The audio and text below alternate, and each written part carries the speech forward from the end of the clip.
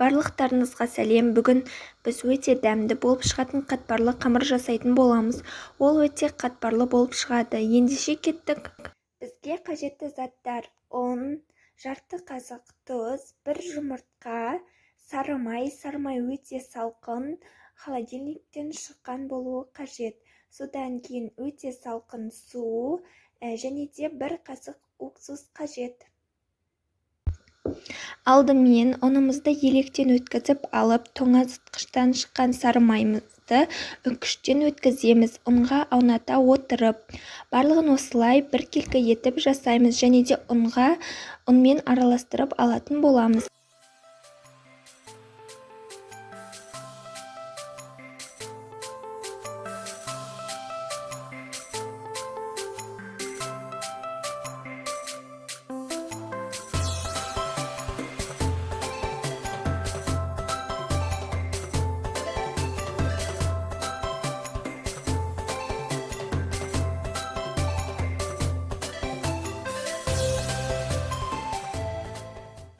Бөлек ыдыстың ішіне өте салқын суды құямыз. Оны біз мұздатқышқа салып алсақ болады кішкене уақыт. Содан кейін ішіне бір жұмыртқа, жарты қасық тұз және уксусты салып, барлығын жақсылап тұрып араластырамыз.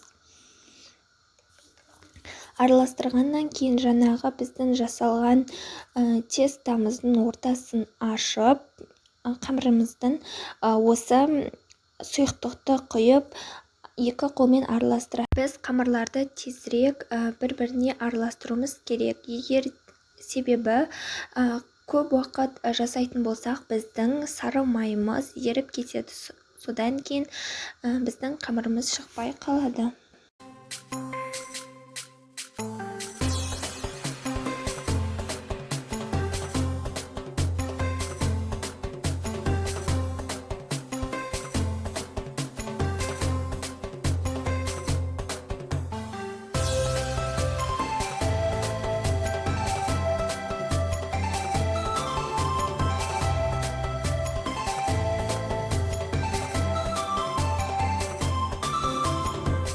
Бізде осылай қамырлар бірікпей, осылай шашырап жатады, оған мән бермейміз. Дұрыс келе жатырсыздар. Барлығын осылай тек біріктіріп жасаймыз. Содан кейін оны пакетке салып, қалған қамырлардың, ұндардың барлығын ішіне салып, тоңазытқышқа, яғни морозильникке біз кем дегенде 12 сағат, яғни бір түнге қойып қоятын боламыз. Содан кейін оны алып, барлығын мен пакетке салып, морозильникке салып тастаймын. Сіздер сол кезде қолдансаңыздар да болады.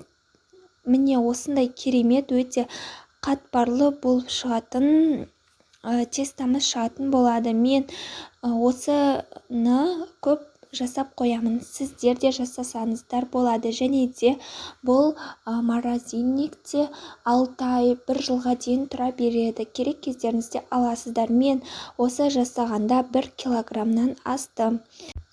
Осы қатпарлы қамырдан түрлі тәттілерді немесе тіске басарларды жасауға болады. Егер осы рецепт ұнаса, лайк басып, комментарий жазып, тіркеліп кетіңіздер. Сау болыңыздар.